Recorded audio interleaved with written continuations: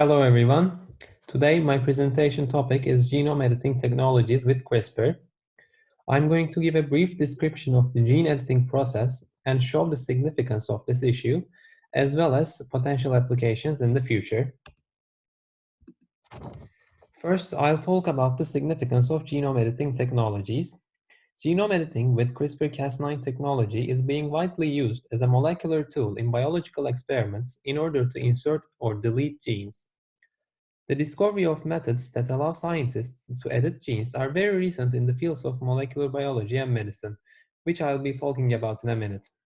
The significance of genome editing technologies arises from its wide range of applications, including clinical stages, one of which concerns hereditary diseases. Inherited genetic diseases occur due to DNA-based disease-causing mutations. In near future, CRISPR technology can cure many diseases including blood disorders, blindness, cystic fibrosis, muscular dystrophy, Huntington's disease, and even possibly cancer, which renders the research in this area pretty valuable.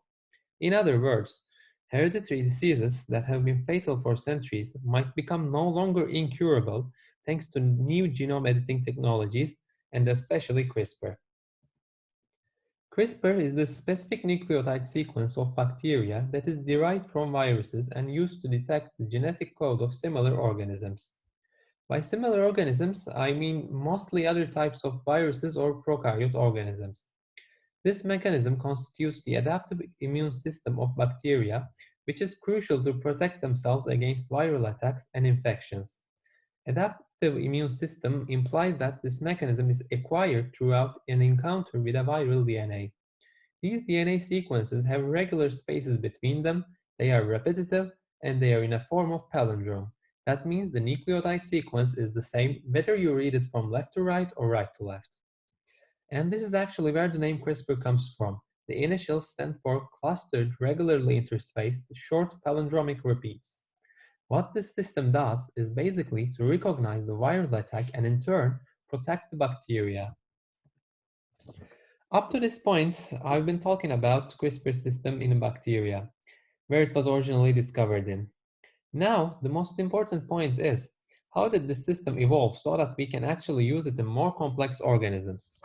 The key point here is that CRISPR sequences can recognize not just viral DNA, but also any foreign molecule with which it can form base pairing via Watson-Crick model.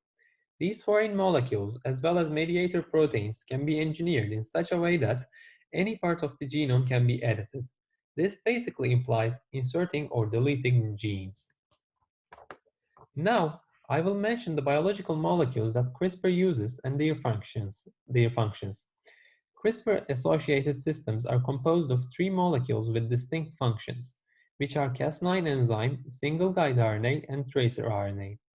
Cas9, the CRISPR-associated protein, is the enzyme responsible for recognizing and cutting specific sequences of nucleotides through Watson-Crick base pairing. The function of the single-guide RNA is to direct the protein through the recognition sites, and the function of tracer RNA is to help positioning the Cas9 enzyme to where the cleavage will occur. Gene activation and gene silencing are two crucial mechanisms that are controlled by CRISPR-associated systems, allowing to correct mutations that result from hereditary defects. The regulation of gene expression, as well as the imaging of chromosomes, play a key role in the treatment of genetic diseases. Such CRISPR-dependent systems could not have worked in the absence of these three functional molecules: Cas9, single-guide RNA, and tracer RNA. As you may guess, CRISPR is not the first tool that is being addressed for genome editing. It has two major predecessors. The first one is called TALEN, that stands for transcription activator like effector nuclease, and the other one is called ZFN, zinc finger nucleases. These two methods are a subcategory of a larger family, which we call nucleases. That is, an enzyme capable of cleaving the bonds between nucleotides. A recent study has shown that TALEN and ZFN have improved specificity and increased affinity for target DNA. But overall, CRISPR technology is preferred rather than the other methods because it is based on a single targeting molecule, which is called guide RNA, in order to recognize a particular DNA sequence. Plus, the new applications can be implemented within living cells. And with that being said, I am passing on to the application areas of CRISPR technologies. It brings together a wide range of disciplines, including molecular biology, genetics, and biomedical engineering and biotechnology. The operations in biotechnology involve agriculture, animals, the extinction, and the production of allergy-free foods.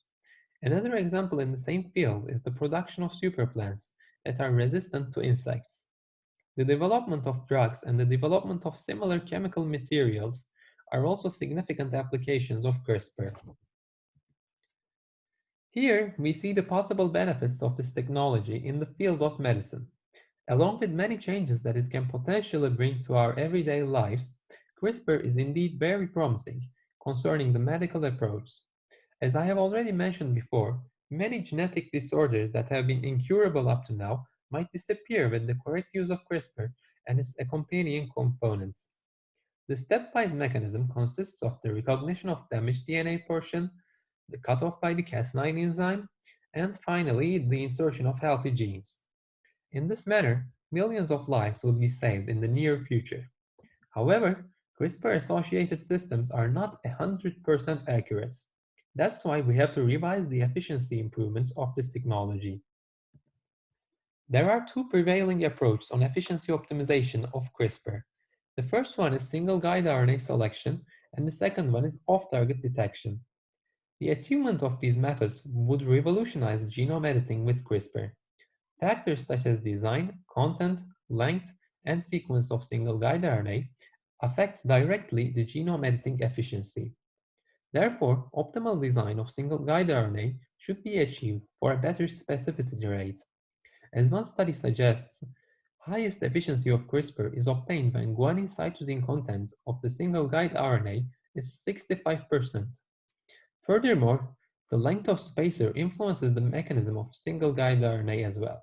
A spacer length of 19 nucleotides has the highest efficiency, slightly better than 20 nucleotides long spacers, as you can see in the figure.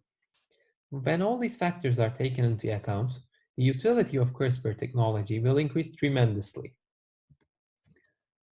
Now, the second promising approach on efficiency optimization of CRISPR relies on the detection of off-target effects. The main purpose of this strategy is to minimize non-specific interactions within the genetic code of eukaryotic organisms. Concerning this aspect, one study reveals that off-target effects of CRISPR are not random. They are related to the target DNA site.